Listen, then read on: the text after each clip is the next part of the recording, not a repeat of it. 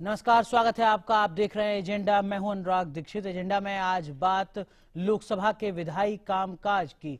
ये 16वीं लोकसभा का पहला सत्र है और इस सत्र में राष्ट्रपति के अभिभाषण से ही इसकी शुरुआत भी होती है। ये इस पहले सत्र की प्रक्रिया है संसदीय नियमों के तहत। और कल राष्ट्रपति प्रणब मुखर्जी ने संसद के दोनों सदनों की संयुक्त बैठक को संबोधित किया, जिसमें उन्होंने सरकार की तरफ से आने वाले 5 सालों का जो एजेंडा रहने जा रहा है उसके बारे में जानकारी दी। उम्मीदों का ये चुनाव हुआ है, 30 साल के बाद बहुमत मिला है, विकास और सुशासन को वोट मिले हैं, ऐसा सरकार का मानना है। कुछ जो नारे हैं वो भी सामने आए इस अभिभाषण के जरिए, मसलन एक भारत श्रेष्ठ भारत, सबका साथ सबका विकास, मिनिमम गवर्नमेंट मैक्सिमम गवर्नेंस, इस तरीके के नारे हम चुनावी रैलियों में भी सुनते रहे हैं। लेकिन इन सब के बीच महंगाई को काबू करना ये सरकार की सबसे पहली प्राथमिकता होगी। इस बात का जिक्र राष्ट्रपति के अभिभाषण में किया गया है।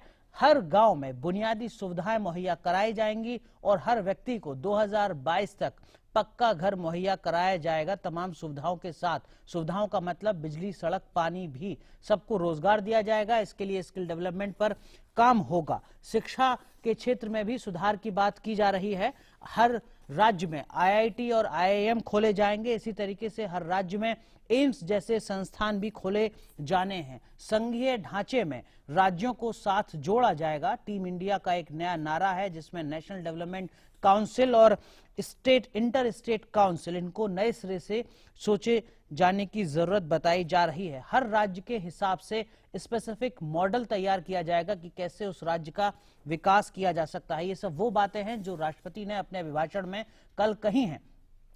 3 करोड़ से ज्यादा मामले देश भर की अदालतों में लंबित हैं, लिहाजा अदालतों और जजों की संख्या बढ़ाई जाएगी। जो जीडीपी है उसमें भी सुधार लाया जाएगा। सबसे अहम बात यह कि जीएसटी पर मोहर लगाई जाएगी। पुलिस सुधार जैसे मुद्दों पर भी काम होगा और सबसे अहम बात यह कि महिला आरक्षण विधेयक पर जल्द ही मोहर लगेगी, यानी संसद और विधानसभा में 33% महिलाओं की हिस्सेदारी सुनिश्चित की जाएगी। इस तरीके की काफी सारी बातें हैं जो कल राष्ट्रपति ने अपने अभिभाषण में कही हैं। 16 पेज का ये अभिभाषण है, जिसमें बेहतर नतीजों की बात की जा रही है, कार्यपालिका में विश्वास जगाकर भी। क्या कुछ इस अभिभाषण के मायने हैं, ये खासा अहम है, क्योंकि आज से इस अभिभाषण पर संसद में चर्चा होनी है और तमाम राजनीतिक दलों के सांसद इस मुद्दे पर, इस अभिभाषण पर अपनी अपनी राय रखेंगे। चूंकि ये पहला सत्र है इस सरकार का, तो उम्मीदें बहुत कम हैं कि बहुत ज्यादा कुछ घेरेबंदी जैसी स्थिति हो,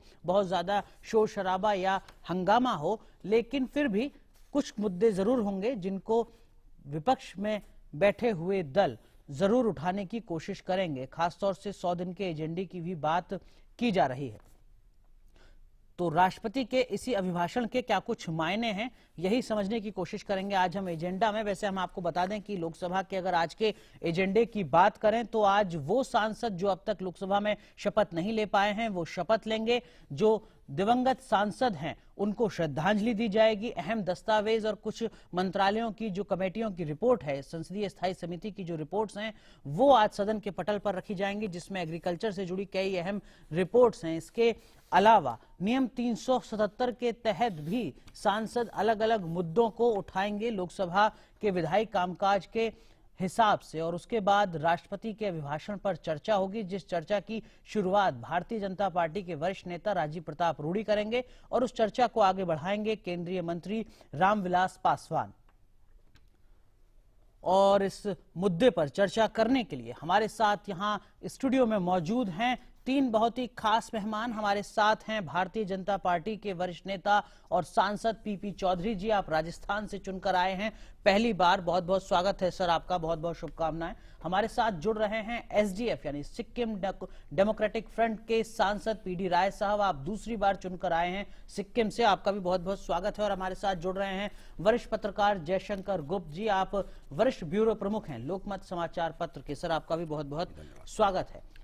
राय साहब, चर्चा की शुरुआत आपसे। हालांकि हमारे साथ कोई ऐसे सांसद नहीं है जो इस वक्त प्रतिपक्ष में हो, और आपका भी जो रुझान है, झुकाव है, वो एनडीए के साथ ही दिखता है, लेकिन फिर भी राष्ट्रपति के अभिभाषण को जो कल दिया गया है, आप किस तरीके से आंकते हैं? इस पे टिप्पणी करना है जी। Uh, I think the feeling that I got when I heard the President's address was that there was a sense of urgency.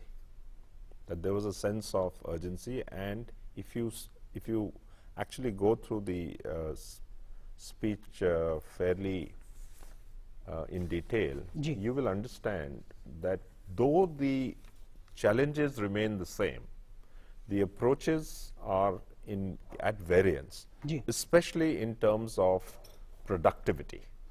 I think the whole issue is about productivity, ठीक है। use of resources.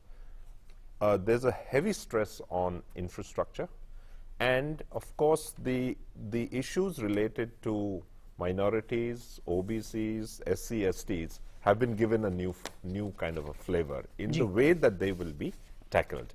ठीक I think these are some of the interesting points that came out. So my sense is that the government is taking off with a sense of urgency, a sense that we don't have any more time to lose. Let's utilize the political capital that we have gained, the mandate that we have gained. Let's use it as productively as possible. ठीक है, लेकिन क्या कुछ इसमें नया भी आपको नजर आता है? क्योंकि बहुत से लोग कह रहे हैं कि कुछ नया नहीं है, जो लगभग हर अभिभाषण में राष्ट्रपति के होते हैं चैप्टर्स, पैराग्राफ, वही लगभग इसमें भी हैं। कोई नई चीज आप नहीं लाए हैं, शब्दों में जरूर कुछ बदलाव किया गया है। नहीं, that's what I said. Initially I've told you that the challenges remain the same. The poor have to be targeted. ठीक है, मुद्दे वही but the how part of it, that is, how are you going to address the issues? I think the what part of it remains the same, but the how part of it is where the real changes are. And I think the stress on productivity, the use of, say, let's put it this way, crops. How are you going to get more out of every drop of water? Utilization of water. That's a phenomenal way of looking at it. I mean, that's a real paradigm shift in terms of change. So I think, I believe that productivity is really the key.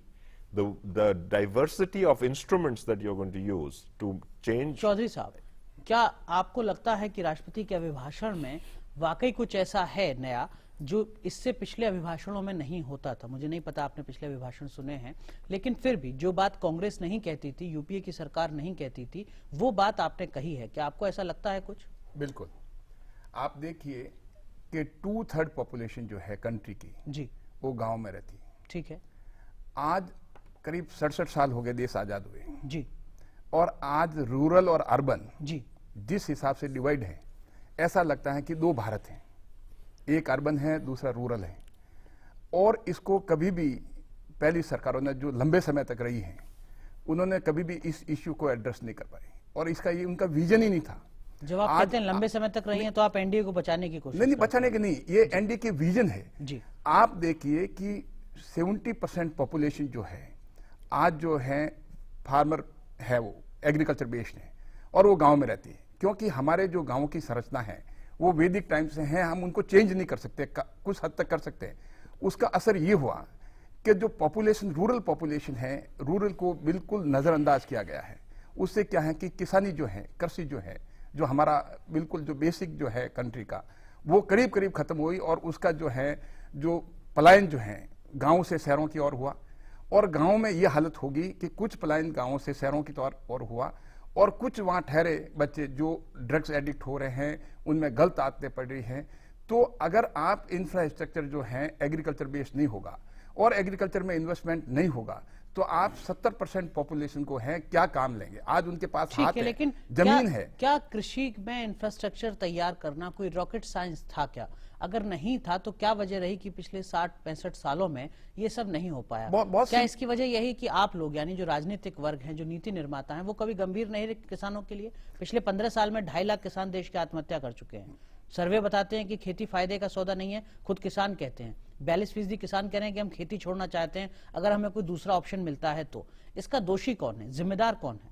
इसका दोषी जो है visionless पहले जो government रही है। क्योंकि अगर आप देखें तो अटल बिहारी वाजपेयी जी के टाइम में पहले उन्होंने ये सबसे पहले सोचा कि भाई के कारण क्या है कि आज 70% पॉपुलेशन के पास काम नहीं है। अगर उनको काम दे दिया जाए, काम कैसे मिल सकता है कि उनके पास पानी नहीं है। मोस्ट ऑफ द कंट्री जो है, कई पानी की जो ये हालत हो रही है कि पानी से तबाही हो रही है। 60% खेती हमारी इंद्रदेव पर नहीं, निर्भर है। हाँ नहीं, 60% खेती जो हमारे हैं वो मतलब आज 40% खेती जो है वो ट्यूबवेल पे या कुएं के पानी से है और 60% खेती जो है वो बरसात के पानी से है। तो आज ब्रह्मपुत्रा का देख लीजिए और नदियों का देख लीजिए, जहां पानी से तबाही हो रही है उसको हम पानी को यूटिलाइज नहीं कर पा रहे हैं।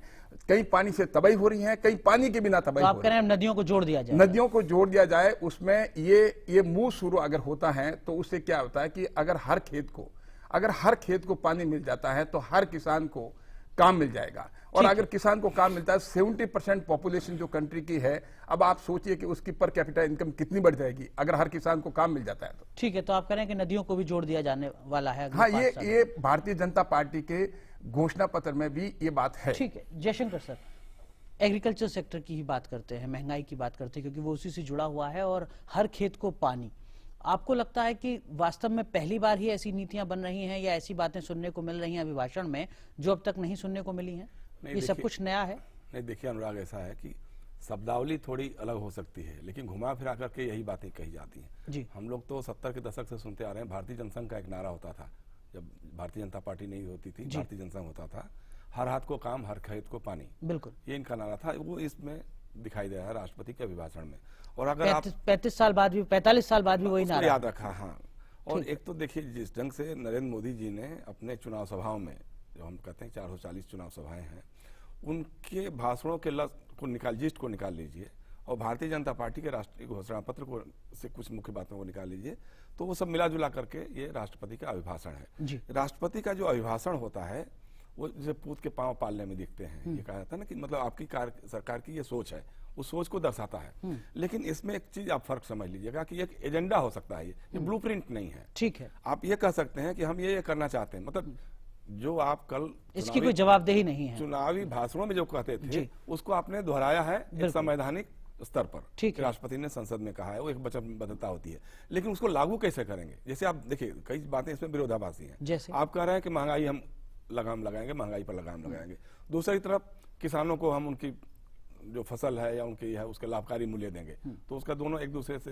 जुड़ेगा, विरोधाभासी है। गैस के दाम, अभी जैसे एक सबसे बड़ा सवाल जो टंगा हुआ है, बार बार मीडिया में भी उभर के आता है कि गैस के दाम आप क्या डबल करने जा रहे हैं कि नहीं करने जा रहे हैं? अप्रैल से जो लागू होके, अप्रैल से नहीं, जुलाई से अब लागू करने की बात हो रही है उसको। तो अगर दोहरा हो जाता है तो गैस महंगी होगी, खाद महंगी होगी, बिजली महंगी होगी, फिर इसका बजट क्या होगा? डीजल के दाम बढ़ चुके हैं, 50 पैसे हैं, ठीक है, लगातार बढ़ रहे हैं, और उसको एक फ्री करने की बात है, मतलब उसको नियंत्रण में बाजार करने की आधारित बात कर है, दिया बाजार जाए। आधारित करने की बात है।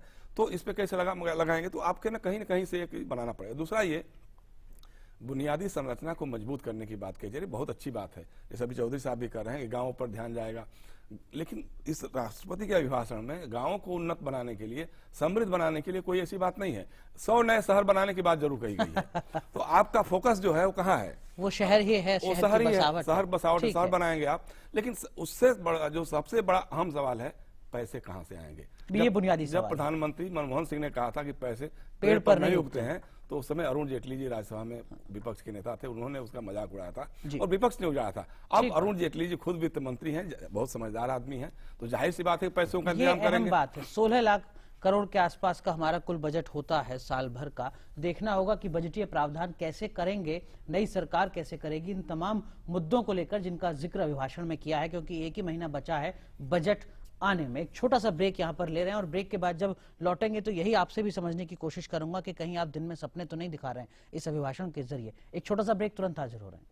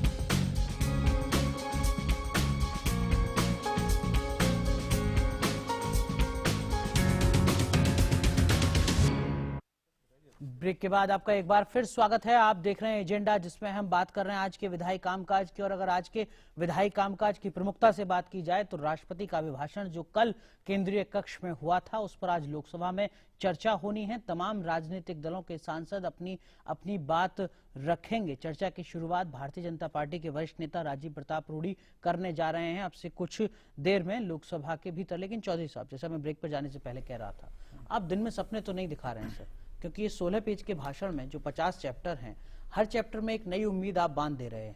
आपको नहीं लगता कि इसकी जवाबदेही भी कुछ होनी चाहिए? आपकी एक समय सीमा भी तय हो कि कब आप ये सब करने जा रहे हैं। ये जवाबदेही जो है, अगर आप देखें जी, तो हमारे प्रधानमंत्री जी ने, नरेंद्र भाई मोदी जी ने, ये अपने भाषण में सर्वप्रथम उन्होंने हमारी पार्टी के उसमें मीटिंग में ये कहा था कि मैं 2019 में हमें अपना रिपोर्ट कार्ड जो है वो जनता के सामने पेश करें। आप जवाबदेही की बात कर रहे थे जी।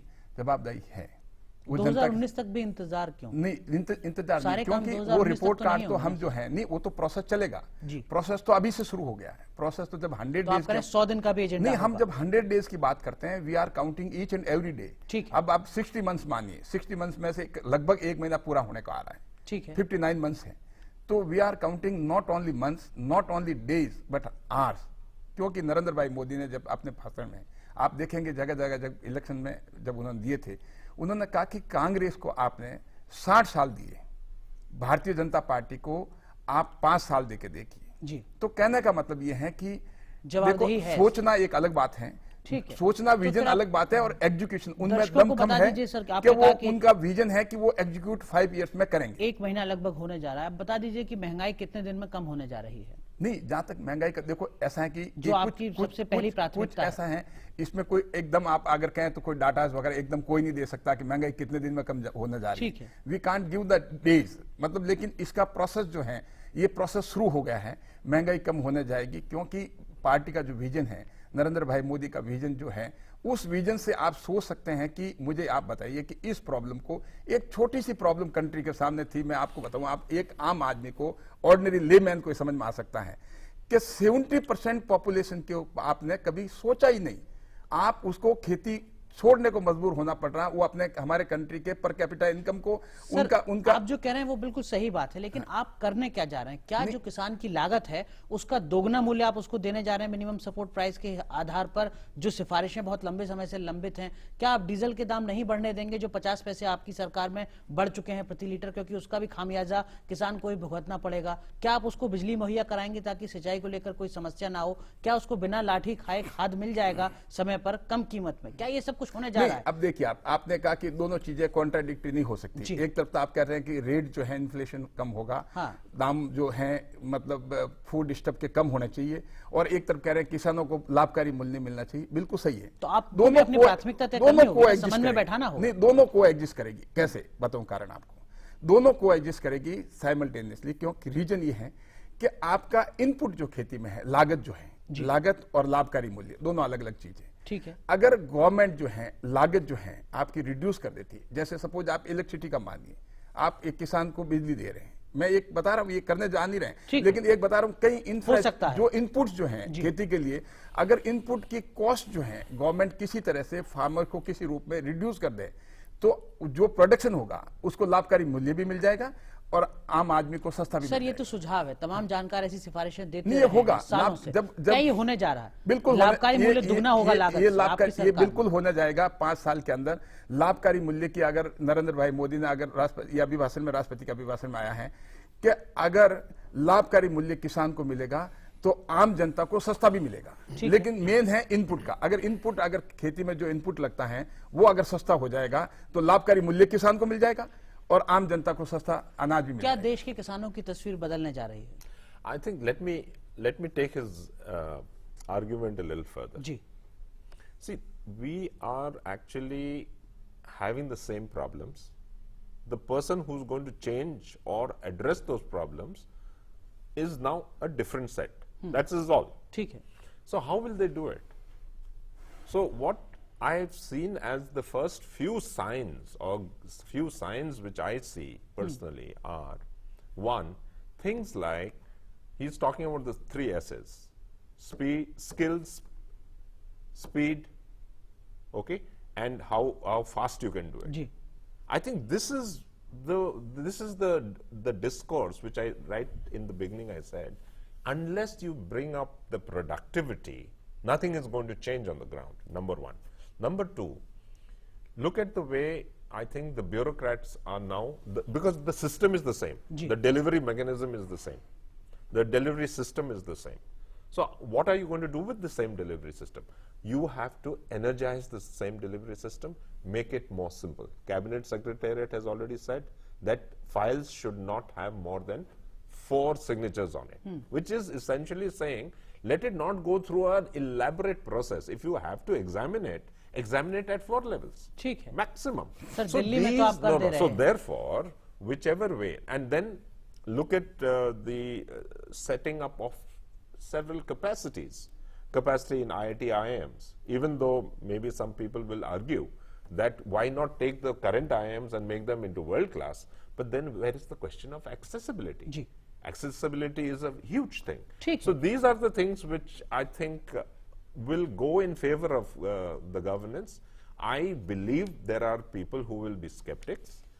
और जो बात जयशंकर जी कह रहे थे ब्रेक पर जाने से पहले, बजटरी प्रोविजन, पैसा लाएंगे कहां से? Where जो will you तमाम get बातें the- आप कह Correct, रहे हैं, correct, इसके लिए आप पैसा कहां से लाएंगे? आपको नहीं लगता कि इस पर भी विचार होना चाहिए? No, certainly. I think, like we have said before, that there is now a change in the sentiment. भावनाओं से भी पैसा आ जाएगा। No, not only that, it will come from different sources. Ji. And I'm 101% sure that there will be at least, why is sentiment so important in the country? Sentiment is always talked about. ठीक है। And so now there is an upward sentiment. You are seeing how that is actually influencing the markets. Ji. How is it influencing rupee trade? ठीक है। So that is the way it goes. Sir, अपेक्षाएं लोगों की ओर ज्यादा बढ़ जाती हैं इस अभिभाषण को पढ़ने के बाद? आपको लगता है अब तक तो रैलियों में ही अपेक्षाएं बढ़ रही थी, अब अभिभाषण से भी अपेक्षाएं बढ़ती नहीं, हैं? कहीं ना कहीं लोगों को लगता है कि सर जो मोदी जी कह रहे थे या भारतीय जनता पार्टी जो कह रही थी उसको करने का उनकी नियत इच्छा है, इच्छा है, उनकी इच्छा है करने की बात है। और जहां तक देखिए अभी डिस्कस हो रहा था हम लोगों के बीच में महंगाई के बारे में, हम चौधरी जी से जानना चाहेंगे, राजस्थान का उदाहरण लीजिए आप। राजस्थान मिल्क सप्लायर स्टेट्स में से एक जी। है। वहाँ के किसानों को दूध की कीमत कितनी मिलती है, और दिल्ली के उपभोक्ता जो दिल्ली में दूध खरीद रहे हैं, मदर डेयरी से कितना दे खरीदें रहे हैं? चाहे अमूल से खरीदें, वो कितना है? कितना बड़ा डिफरेंस है। किसान जो आलू पैदा करता है, बिल्कुल। वो आलू की कीमत उसको 2 रुपए मिलती है, आज हम 25 रुपए दिल्ली में खरीद रहे हैं। नहीं, जयपुर चौधरी में साहब भी ये है। चमत्कार होने जा रहा है। जयपुर में भी यही हालत है। जयपुर में भी 20-25 रुपए से अधिक कम से नहीं मिलेगा। और देखिए महंगाई का 2 है, एक तो प्राकृतिक जो है, अब जैसे एक समय जब दिल्ली विधानसभा के चुनाव हो रहे थे तो आपने देखा होगा 96 रुपए केजी टमाटर बिकने लगा था, आज 3 रुपए 5 रुपए कुछ पूछ नहीं रहा है। मैं बीच में इंटरप्ट करूं। गुप्ता जी की बात बिल्कुल सही है। इसीलिए मोदी जी के अभी हमारे राष्ट्रपति के अभिभाषण में एक, अगर आप गहराई से जाएंगे, जो डिफरेंस आपने कहा क्या फर्क है इसमें, वो है फर्क मेन जो अभी तक किसी ने नहीं लिया है, वो कृषि के बुनियादी ढांचे में।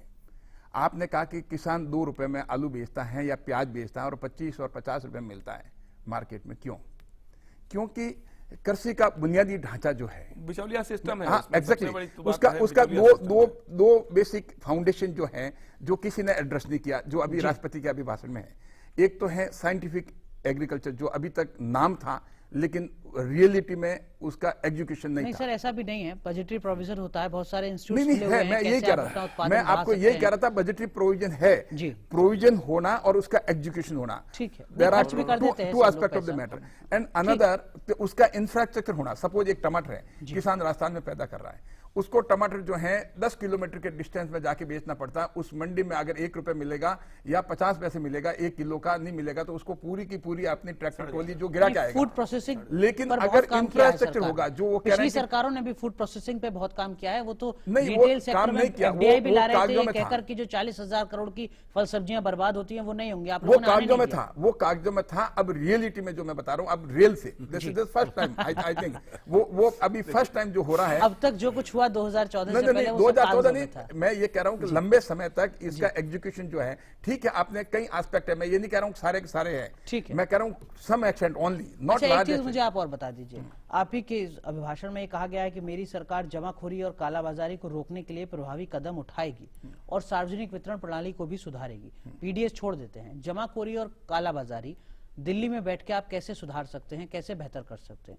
क्या आपको नहीं लगता कि आपको राज्यों की तरफ ही देखना पड़ेगा? और इस संघीय ढांचे में कैसे आप उम्मीद कर रहे हैं कि उन तमाम राज्यों में जहां आपकी पार्टी सत्ता में नहीं है, वहां से भी आपको उतना ही समर्थन मिल पाएगा ऐसे मुद्दों पर? क्योंकि अब तक यूपीए का यही आरोप लगता था कि जिन राज्यों में बीजेपी है वहां से हमें समर्थन नहीं मिल रहा है ऐसे मामलों पर। ये चमत्कार कैसे होने जा रहा है? नहीं, कुछ जो सब्जेक्ट हैं जिस पे लेजिस्लेट कर सकती है पार्लियामेंट, जी। वो जो फूड ग्रेन्स वगैरह का एक्ट जो है या कुछ और भी लेजिस्लेशन इस बारे में Essential ला सकती commodities है, Act, हाँ, जी। तो ये पार्लियामेंट ला सकती है। इवन स्टेट गवर्नमेंट पे वो अप्लीकेबल होगा जो सेंट्रल एक्ट होगा, और ये सेंट्रल सब्जेक्ट इसमें ये लेजिस्लेट कर सकती है। सब कुछ दिल्ली ही कर सकता है क्या? नहीं, दिल्ली नहीं कर सकता है, राज्यों को भी करना होगा, मिलजुल करके करना होगा।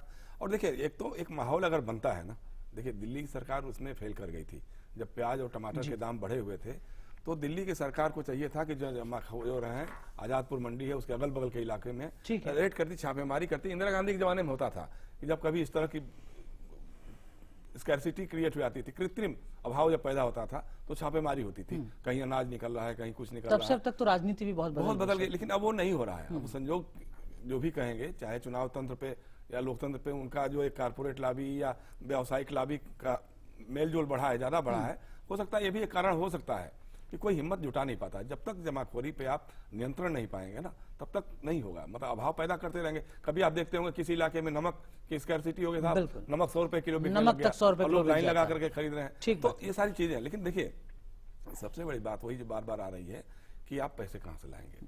पैसे कहाँ से लाएंगे, उसके दो तीन तरीके हैं। एक तरीका यह है कि या तो आप कराधान बढ़ाइए, टैक्सेशन बढ़ाइए। दूसरा तरीका यह है कि जो बाप दादों ने कमा करके रखा हुआ है उसको बेचिए, इनहेरिटेंस प्रॉपर्टी, उसको बेचिए। हाँ। तीसरा है कि एफडीआई लाइए।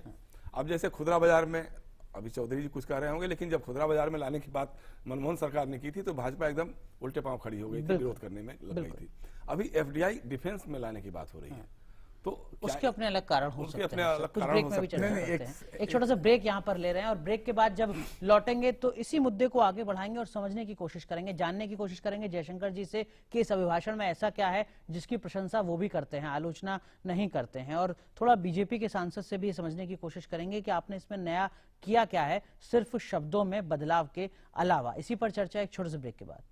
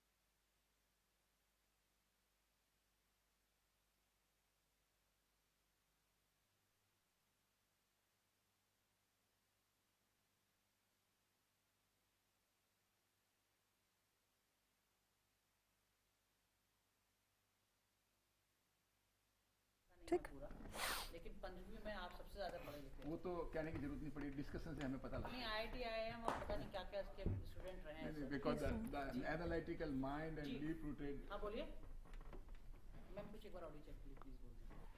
Hello, can you hear me? Sir थोड़ा मैम, थोड़ा मेरी- ओके, थैंक यू।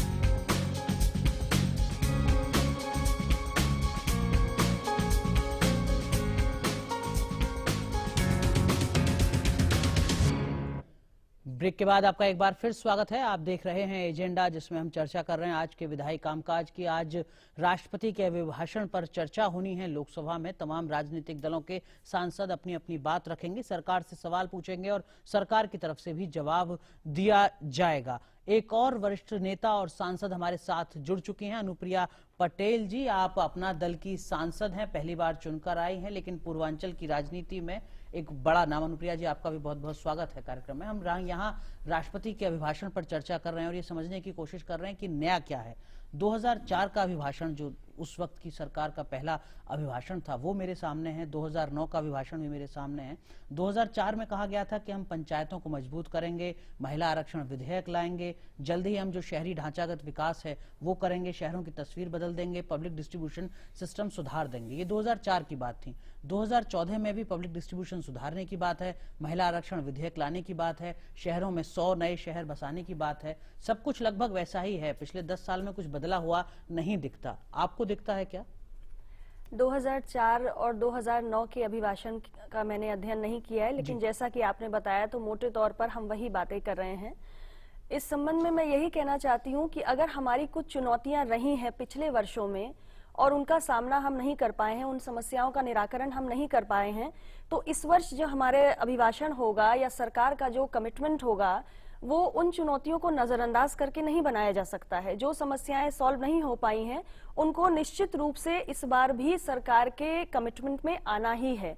तो अगर सार्वजनिक वितरण प्रणाली में सुधार नहीं हुआ या हमारा महिला आरक्षण विधेयक पारित नहीं हुआ या हमारा शहरीकरण नहीं हो पाया या पेयजल नहीं मिल पाया, अगर ये तमाम समस्याएं नहीं समाधान हो पाया है तो निश्चित रूप से हम इस वर्ष भी उसकी बात करेंगे और ये उम्मीद जरूर कर सकते हैं कि अगर पिछली सरकारों द्वारा इन समस्याओं का समाधान नहीं हुआ है तो कम से कम अब जो हमारी सरकार आई है नए जनादेश के साथ, नई सोच के साथ, इन पुरानी चुनौतियों का पहले निराकरण करेगी, उसके बाद कुछ नया करने के बारे में भी सोचेगी। इसी के साथ एक सवाल जवाबदेही से भी जुड़ा हुआ आता है। जो बातें 2004 में कही गई थी, अगर वो 2014 तक पूरी नहीं हुई हैं 10 साल में, तो लोगों के मन में एक सवाल ये भी है कि कैसे हम मान लें कि अगले 5 साल में होने जा रहा है जो काम पिछले 10 साल में नहीं हुआ। आपको नहीं लगता कि एक समय सीमा तय करनी चाहिए? आप बताएं कि 100 दिन में ये, 6 महीने में ये, 1 साल में ये, 2 साल में ये और 5 साल में ये सब कुछ। देखिए, जहां तक जवाबदेही का बात है या विश्वास की बात है तो कहीं ना कहीं जनता को ये लगा ही है कि ये जो हमारी बुनियादी सुविधाएं हैं पूर्ववर्ती सरकार हमें नहीं दे पा रही है और नई जो हमारी सरकार है वो हमें दे सकती है। इसीलिए इस विश्वास के साथ उन्होंने इतना बड़ा जनादेश दिया है। ठीक है। और सरकार आज सत्ता में आई है। और जहां तक टाइम बाउंड कमिटमेंट की बात है तो मैं स्वयं इसकी पक्षधर हूं। मुझे लगता है कि अगर हम ईमानदारी से जो सुविधाएं नहीं मिल पाई हैं उनको देना चाहते हैं या उन चुनौतियों का समाधान के लिए कोई सोच रखते हैं, तो अगर हम उसमें अपनी समय सीमा जो भी सरकार अपने उसके हिसाब से सुविधाजनक समझती है, अगर हम कुछ बुनियादी मुद्दों पर कोई समय सीमा तय कर सकते हैं तो निश्चित रूप से जनता के बीच में इसका अच्छा संदेश जाएगा। एक और इसी से जुड़ा सवाल है, हालांकि कोई आर्थिक मामलों के जानकार हों तो बेहतर जवाब देंगे, वो ये कि इन सब के लिए आप पैसा कहां से जुटाएंगे? संसाधन वही आपके सीमित हैं, फिर कैसे आप बजटरी प्रोविजन करेंगे अगले 1 महीने में जब बजट सत्र आएगा, शुरू होगा? जो बातें आज आपने कही हैं, आपको नहीं लगता कि समस्या बहुत ज्यादा है? देखिए, निश्चित रूप से समस्याएं बहुत ज्यादा हैं। ये हम सब जानते हैं कि अगर हम 67 वर्षों से आजाद हैं और बुनियादी सुविधाएं भी नहीं मिल पा रही हैं तो कहीं ना कहीं हमारे जो भी फंड्स थे उसका मिसयूज हुआ है। आज हमारी चुनौती ये है कि अगर हम ईमानदारी से उन बुनियादी सुविधाओं को सुनिश्चित करना चाहते हैं तो अपने बजटरी एलोकेशन को हमें बड़ा वाइजली प्लान करना होगा ताकि उसमें वेस्टेज कम से कम हो और काम उसमें सबसे ज्यादा हो। तो नई सरकार है, नई उम्मीदें हैं, हम उम्मीद ही कर सकते हैं। नहीं, जनता भी उम्मीद ही कर सकती है। जनता भी उम्मीद ही कर सकती है। लोकतंत्र में कार्य करने का एक तरीका होता है और मुझे लगता है कि लोकतंत्र में हम उम्मीद ही कर सकते हैं, वही हमारी जनता कर भी रही है और सरकार को इसका अंदाजा भी है कि जनता की उम्मीदें बहुत ज्यादा हैं। लेकिन आपकी व्यक्तिगत राय है कि हाँ, समय सीमा होनी चाहिए, जवाबदेही। मैं समझती हूँ कि अगर हम ईमानदार नियत रखते हैं जनता के लिए काम करने की तो समय सीमा अपने हिसाब से निर्धारित करने में कोई समस्या नहीं होनी चाहिए। चौधरी जी, मैं एक चीज आपसे समझना चाहूंगा सर, ये बात अधूरी जो छोड़ दी थी, बिल्कुल पैसों की बात, जैसे गुप्ता साहब ने भी ये बात बताई, आपने भी बताई, प्रिया पटेल ने भी, कि पैसे कहां से आएंगे। आपने ये कहा कि भाई कि अगर सारा कुछ आप करें, जैसे आपने कहा कि खुदरा में बीजेपी ने लास्ट टाइम में अपोज किया था एफडीआई को, तो मेरा कहना है कि दरअसल में एफडीआई के 2 एस्पेक्ट हैं। एफडीआई 2 तरह से आ सकती है। अच्छा, इसमें एक तो आ सकती है इंफ्रास्ट्रक्चर में जी, एक आ सकती है खुदरा में। इंफ्रास्ट्रक्चर के एफडीआई बीजेपी कभी अभी भाषण में भी अगर आप देखेंगे जो स्ट्रेस दिया गया, जोर दिया गया है, वो इंफ्रास्ट्रक्चर के लिए दिया गया।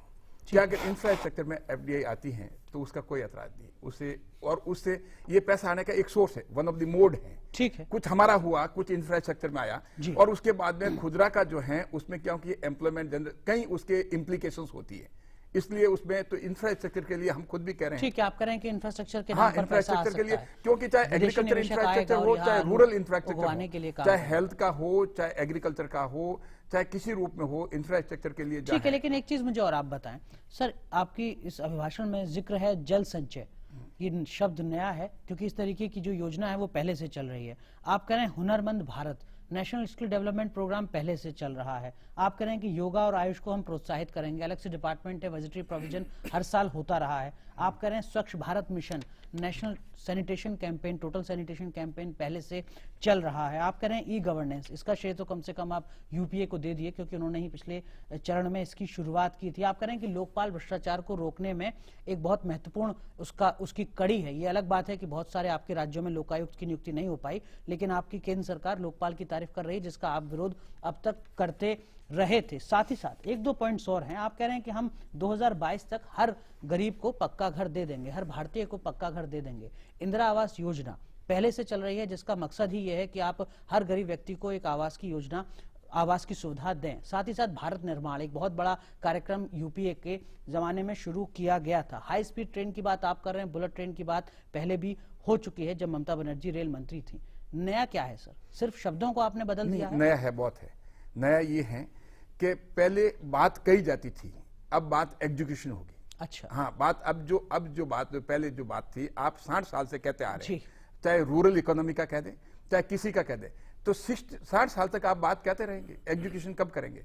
तो मैं आपको ये विश्वास दिला दूं, जो अभी आप ये नरेंद्र भाई मोदी का, जैसे आप गुजरात तो को आप इसका फिर आप श्रेय गुजरात अकेले को मत ले लीजिए लीजिए, ना गुजरात सर। आपके अगर सामने। आप 2022 तक सबको घर देने की बात कर रहे नहीं, हैं 2019 तक आप देखिए, 19 तक, 2022 तक 22 लिखा तो है। तो इसका आप श्रेय यूपीए को भी दीजिए ना कि उन्होंने इंदिरा आवास योजना चलाई थी, जिसको हमने आगे बढ़ाया है। आप ये मत कहिए कि ये हमारा लक्ष्य है। क्या आपको नहीं लगता कि समान भागीदारी की बात यहाँ पर दिखनी वो चाहिए? सबको नहीं साहब, वो इंदिरा आवास योजना जो चलाई है वो ऊंट के मुंह में जीरे के बराबर है। अच्छा।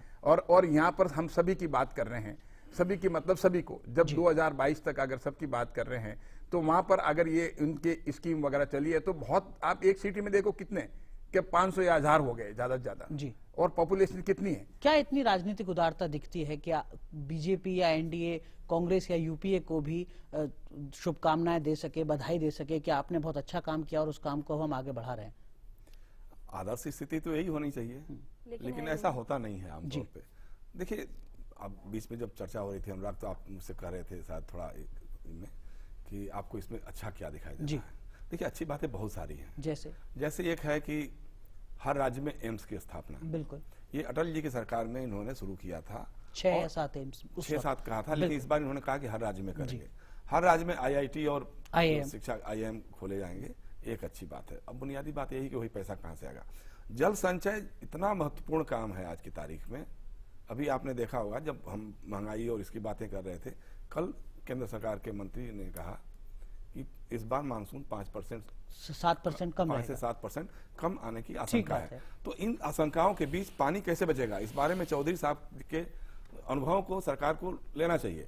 राजस्थान में लोग कैसे पानी बचाते हैं, मैंने देखा है। चूरू, सीकर और झुंझुनू के इलाके में, पाली के इलाकों में भी देखा है कि पानी जहां बहुत कम बरसता है, वो गड्ढे खोद करके, उस समय तो इस समय सारी होती नहीं थी, चूना लगा करके और पानी छत का जितना भी जो भी पानी बरसता था उसको उसमें जमा करते थे लोग। और मुझे तो ये भी बताया गया था कि उस पानी का इस्तेमाल नहाने के लिए कभी नहीं होता। दमाद आता था तब उसको पानी नहाने देते थे, बाकी घर का बड़ा पानी की अहमियत भी बहुत जरूरी है। वो लोग पानी की अहमियत को समझते थे। ठीक है, तो आज हमको उस बात पे करना आप कह रहे हैं कि IIT, IIM, एम्स अगर इनका जिक्र है तो ये अच्छी बात है। जल संचय जैसे है, ठीक आप बात है। सारी बिल्डिंग, कुछ और भी अच्छी बातें हैं। आपको जितनी एक बिल्डिंगें बन रही जयशंकर हैं, जी, क्या आपको लगता है कुछ और भी बातें हैं जो अच्छी हैं? मसलन इस अभिभाषण में राम मंदिर का इसमें जिक्र, बुरी राम बात कौन मंदिर सी का है? जिक्र नहीं है इस- और इस- 370 का जिक्र नहीं है। विवादित मुद्दे नहीं है। भारतीय जनता पार्टी के जो विवादित मुद्दे हैं, हालांकि अभी हमको लगता है नब्ज टटोल रहे होंगे। हाँ। जो एक मिनिस्टर ने बीच में कह दिया था कि साहब वो धारा 370 हटाना चाहिए वहां से, कश्मीर से, तो उस पर जो रिएक्शंस आए, तो हो सकता है उसको देखने के बाद सरकार ने सोचा होगा कि इसको थोड़ा दूरी रखा जाए तो ज्यादा अच्छा है। ये भी एक अच्छी बात है। लेकिन देखिए, अभिभाषण में कोई बात बुरी नहीं होती है। हाँ। चाहे मनमोहन सिंह के जमाने का ले लीजिए, चाहे राजीव गांधी सब के, कुछ वीपी अच्छा, सिंह, अच्छा। चंद्रशेखर, चरण सिंह, जिसका भी ले लीजिए, अनुपम जी। अभिभाषण में तो बहुत अच्छी अच्छी बातें कही। असल चीज क्या है, देखिए हम ये जानना चाहेंगे, आप बहुत, अनुप्रिया बहुत तेज तर्रार महिला नेता सांसद हैं, जी। और सांसद के रूप में वो उभर के आएंगे। महिलाओं का सवाल खास तौर से वो ज्यादा मैं ब्रेक के बाद उठाएंगे, पूछूंगा। ये अच्छी बात रहेगी। लेकिन देखिए सवाल यही है कि महिलाओं की जो स्थिति आज है समाज में जो ठीक है, ठीक है, उस पर भी सर ब्रेक के बाद चर्चा कर लेंगे। चौधरी जी आप कुछ कहना चाह रहे थे? हाँ, मैं ये कह रहा था कि जल संचय की मैं एक बहुत बढ़िया एग्जांपल आपको दे रहा हूँ राजस्थान का।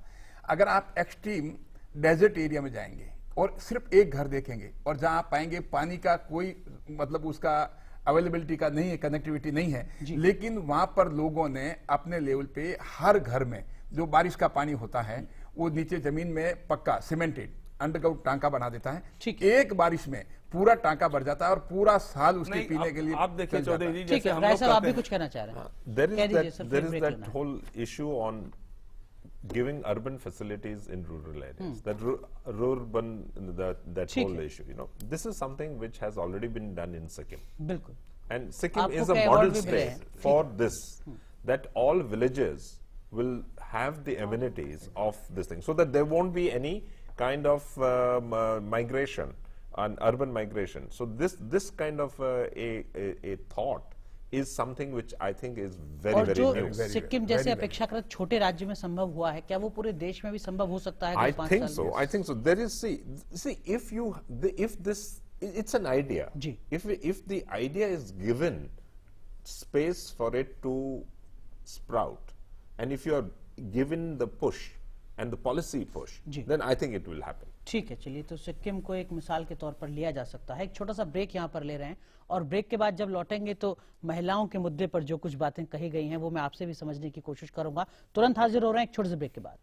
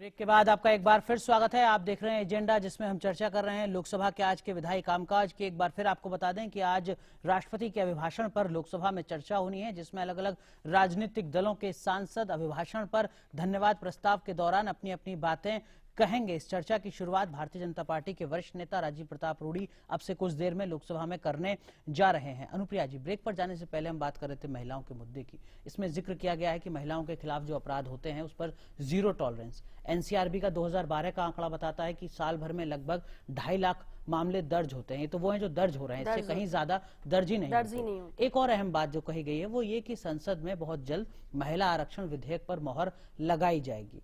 क्या वास्तव में हम यकीन कर लें, क्योंकि 2014 में भी ये बात कही गई थी? देखिए, दोनों बातें अपनी अपनी तरह महत्वपूर्ण हैं। अगर महिलाओं के प्रति हिंसा के आंकड़ों की बात की जाए तो आपने बिल्कुल सही कहा कि बहुत सारे जो आंकड़े हमारे पास हैं वो दर्ज किए हुए हैं। बहुत से ऐसे होते हैं जो अनरिकॉर्डेड चले जाते हैं और ये ग्रामीण क्षेत्रों से जुड़े हुए मामले ज्यादा होते हैं।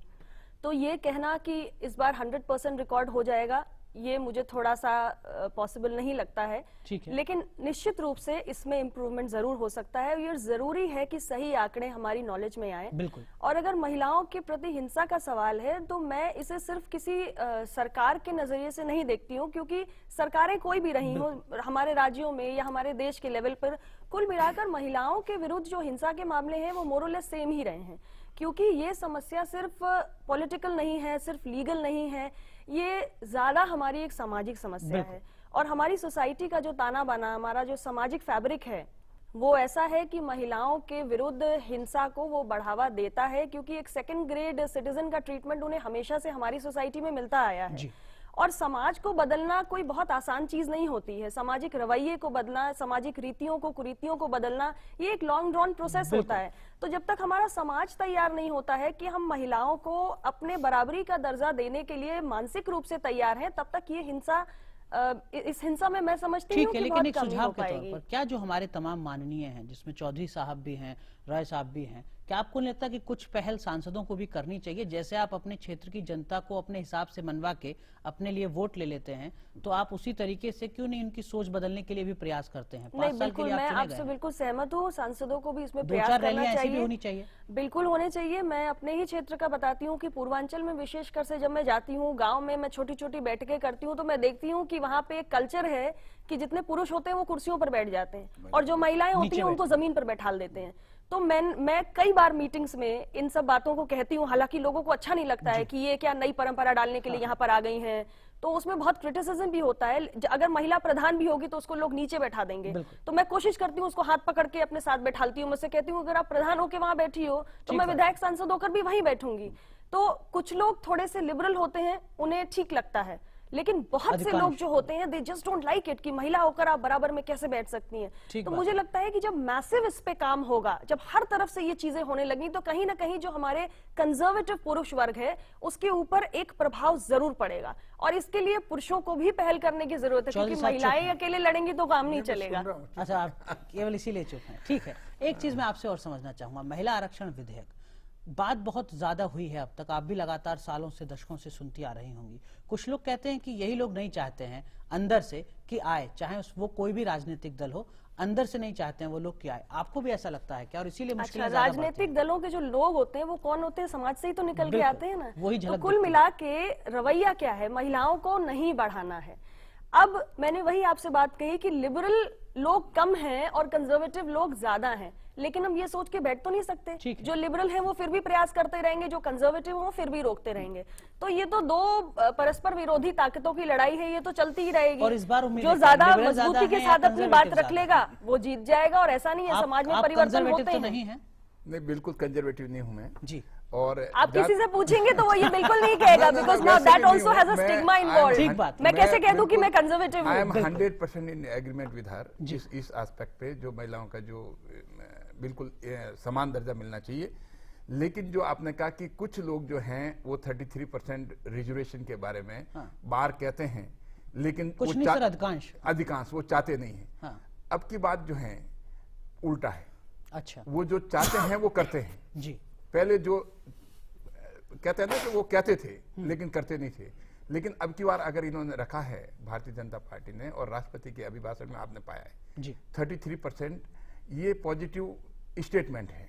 और मतलब इस स्टेटमेंट को अगर दिया है तो करने के लिए दिया है। और इसकी भी कोई समय सीमा आपको नहीं लगता कि समय सीमा ये ऐसा है कि इसके लिए समय सीमा का मैं उसके लिए ऑथराइज नहीं हूं। ठीक है, लेकिन ये अगर कहा है तो मेरा मानना है कि ये होगा। इतना व्यापक बदलाव दिख सकता है क्या भारतीय राजनीति में, जिसको पुरुष प्रधान माना जाता है? देखिए, क्या महिला आरक्षण विधेयक का जिक्र करें और उसको पारित भी करें? 2-3 बातें हैं। जी। एक तो इस अभिभाषण की असलियत आपको अगले बजट में दिखेगी, ठीक है, कि कितना कहा गया, उस पर कितने पर अमल हो रहा है। दूसरी बात यह कि जैसे महिलाओं की स्थिति है, मैं इसमें थोड़ा भावुक हो जाता हूँ। एक छोटी सी कविता है ये, प्रभु जी मैं तो उसे विनती करूं, पैया पढ़ूं बार बार, अगले जन्म मोहे बिटिया न कीजो, नरक दियो चाहे डार। दुर्भाग्यपूर्ण स्थिति है। मतलब वो महिलाएं जो आज सोच रही हैं, बचपन में ही मतलब कोख में ही मार दिया जाता है। तो ये इसमें कहा गया बेटी बचाओ बेटी पढ़ाओ, ये बहुत अच्छी बात है। अगर इस पर अमल हो जाता है ना तो सबसे अच्छी बात होगी। महिला आरक्षण विधेयक अगर संकल्प ले लें सारे लोग, कि इसी सदन में लाएं, बजट सेशन में ला दें, इसको पास करा लें, या नहीं तो अगले सेशन में चलो। पीडी राय साहब, एक सेकंड और जी दूसरा ये है, अब बात कर लीजिए। ठीक है। पीडी राय साहब, आपसे समझ, आपके राज्य ने तो सर बीपीएल को भी आरक्षण का प्रावधान कर दिया और संभवतः पहला राज्य है जो बीपीएल को भी 12% आरक्षण दे रहा है। आपको नहीं लगता कि आपकी सरकार को कम से कम महिलाओं को तो आरक्षण देना चाहिए संसद विधानसभाओं में? All right. Let me answer this comprehensively. Ji. First and foremost, on record, I want to say that the Sikkim Democratic Front will 100% support the legislation for 33%. Number one. ठीक है। Number two, in our state, 50% for women reservation has been done in the panchayats. And if you see today, so in our state, this is not an issue. This is really not an issue. That's the reason why we are नहीं, saying. तभी आपको But पुरस्कार मिलता है, तभी I Sikkim की am in प्रशंसा होती है। complete agreement with Madam here ji that there is these differences, and this is traditional. So we have a major work cut out for us, because this is something which is has to come from the social fabric. But having said that, why do we go for arakshan? Why do we go for reservation? ये भी सही बात है। Because reservation in the past, for different assertions of social Sir, ji. injustices or to give social justice, has worked. ठीक है, Has worked. बिल्कुल। That's why we are saying today that let us have this kind of arakshan, and we ठीक support बात है। और it. अगर आरक्षण नहीं होगा तो राजनीतिक दल सीट भी नहीं देने जा रहे हैं सर। Correct. इस तरीके का एक चीज प्रावधान हो। मैं बीजेपी के 282 So सांसद see, हैं, there is केवल one 30 महिला seat. सांसद No, हैं। no, one seat from वो मान Sikkim. के चलते हैं चुनाव नहीं No, जीत no, पाए। one चुनाव seat नहीं from जीत पाए। Sikkim. जिताऊ फैक्टर हर जगह One है। seat from Sikkim. We are willing to give that to the. अच्छा ठीक है, चलिए। एक चीज मैं कहना चाहूंगा कि देखिए, एक तो आरक्षण की बात जो है ना, भारतीय जनता पार्टी के उम्मीदवारों की लिस्ट देख लीजिए, उसमें क्या 33% है। ठीक। भारतीय जनता पार्टी के पदाधिकारियों की लिस्ट देख लीजिए, भारतीय जनता पार्टी के राष्ट्रीय कार्यकारिणी की लिस्ट देख लीजिए, उसमें क्या 33% है क्या। और दूसरी एक चीज जो चुभने वाली है, मैं जी, थोड़ा संक्षेप में। अनुप्रिया को भी कहूंगा मैं जी। कि पुरुषों की बात तो छोड़ दीजिए, जिन राजनीतिक दलों के नेता मुखिया हैं, महिला हैं, वहां भी मायावती जी समस्या है। हैं, ममता बनर्जी हैं, जयललिता जी हैं, अनुप्रिया भी हैं, कोई दूसरी महिला नेता भी है उस पार्टी में क्या? ठीक है, ये भी किसी ये और भी को नाम आप आत्ममंथन की बताइए। बात है। हमारे ठीक यहाँ है, है। अनुप्रिया जी बहुत कह रही अच्छी हैं कि बात है। उनके यहाँ पर है, आपके बाकी यहाँ नेता तो और भी अच्छी सोचे है, अगर वो लेकिन इस कार्यक्रम को इन देख लोगों रहे ने भी किसी और महिला को आगे बढ़ने का हैं। मौका ठीक है, नहीं नहीं दिया। वो कह रही हैं इस पे कि वो सोचने की मौका बात दे है। रहे हैं सर TMC कार्यक्रम में। no, this time TMC has 30% women. चलिए, ये अच्छी एक बात है। मिनट, टीएमसी एक अगर ऐसा last कर रही two है, lines। बहुत संक्षेप में सर। हाँ, जीरो टॉलरेंस की जो बात आई कि whether it can be achieved और नॉट, अब क्या कि उसके लिए एफर्ट्स किया जा रहे हैं, जो अभी आप अभिभाषण में देखेंगे, दो बात देखेंगे। जी एक क्रिमिनल जस्टिस जो हैं, सर माफ कीजिएगा, मेरी प्रोड्यूसर बता रही हैं समय पूरी तरीके से चलो खत्म हो ठीक चुका है। आप सबको भी लोकसभा में जाना होगा। इस पूरी संसदीय प्रक्रिया में शामिल होने के लिए कुछ तर्क वहां के लिए भी आप लोग बचा के रखें तो ज्यादा बेहतर होगा। बहुत बहुत शुक्रिया आप चारों का कार्यक्रम में समय निकालने के लिए और अपनी बात रखने के लिए। तो अब सीधे हम आपको लिए चल रहे हैं लोकसभा। आपसे कुछ देर में आप देख सकेंगे लोकसभा का सीधा प्रसारण। आज कई अहम विधायी कामकाज निपटाए जाने हैं और निगाहें रहेंगी राष्ट्रपति के अभिभाषण पर। बहुत बहुत शुक्रिया एजेंडा देखने के लिए। नमस्कार।